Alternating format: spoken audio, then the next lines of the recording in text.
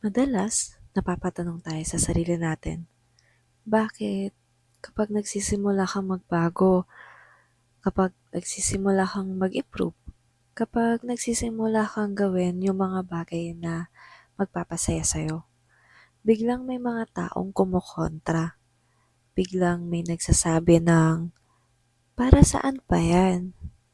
Hindi mo naman kaya. Anong mapapala mo? At minsan, ang mas masakit pa, hindi stranger ang nagsasabi nito.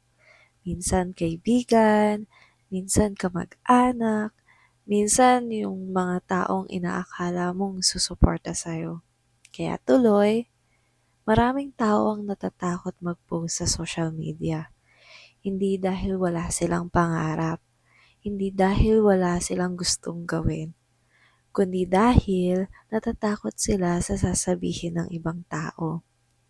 Natatawa, pinupuna o kinukontra. Pero alam mo ba, ang isang katotohanan, kapag nagsimula kang mag-improve, hindi lahat matutuwa. At hindi iyon dahil may mali sa ginagawa mo. Kadalasan, natatakot lang silang makita kang umaangat. Minsan kasi, ang improvement mo ay reminder sa kanila ng mga bagay na hindi nila ginagawa. Habang ikaw gumagalaw, sila nananatili pa rin sa parehong lugar. Habang ikaw sumusubok, sila natatakot magsimula. At kapag may isang taong nagsimulang mangarap, naiilang ang mga taong sanay sa pagiging komportable. Kaya minsan, mas madaling kontrahin ka kaysa suportahan ka. Pero tandaan mo ito, hindi lahat ng kontra ay dapat mong paniwalaan. Hindi lahat ng opinyon ay dapat mong dalhin sa puso mo.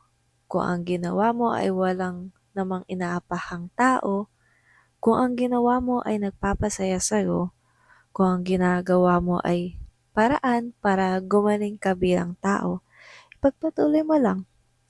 Oo, minsan nakakatakot mag-post. Nakakatakot ipakita ang progress mo. Pero isipin mo to, kung hihinto ka dahil takot ka sa opinyon ng iba, ilang pangarap pa ba ang hindi sisimulan? Ilang talento pa ba ang hindi mo ipapakita? Ilang pagkakataon pa ba ang mawawala?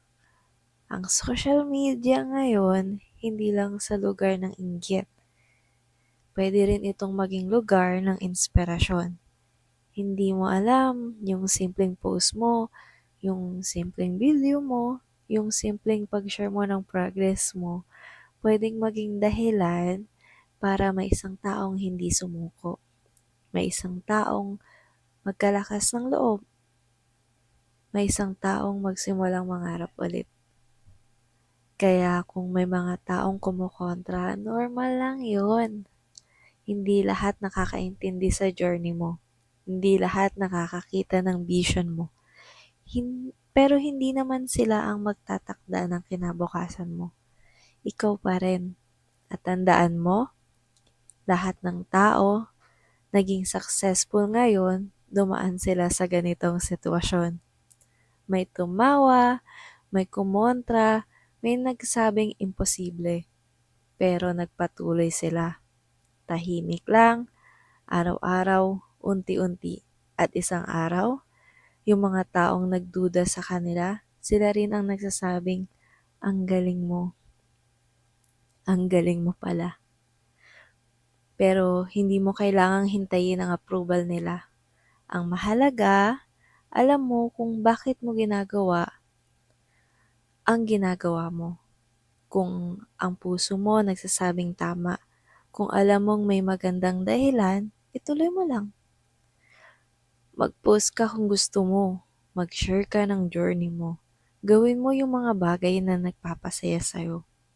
Dahil sa dulo ng lahat, ang pinaka nakakatakot na bagay ay hindi criticism ng ibang tao.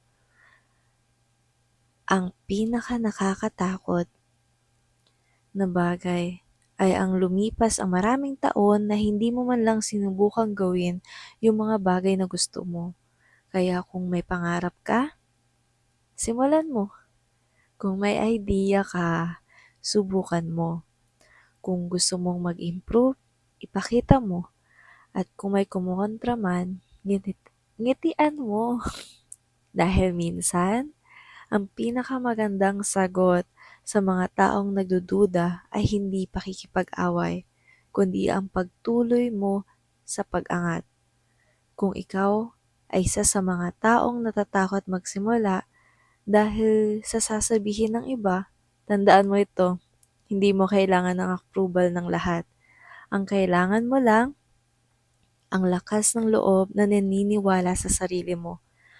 At kapag ginawa mo yon, unti-unti mong makikita na yung mga bagay na kinakatakutan mo noon, sila pala ang magtutulak sa'yo para maging mas matatag. Kaya huwag kang matakot mag-improve.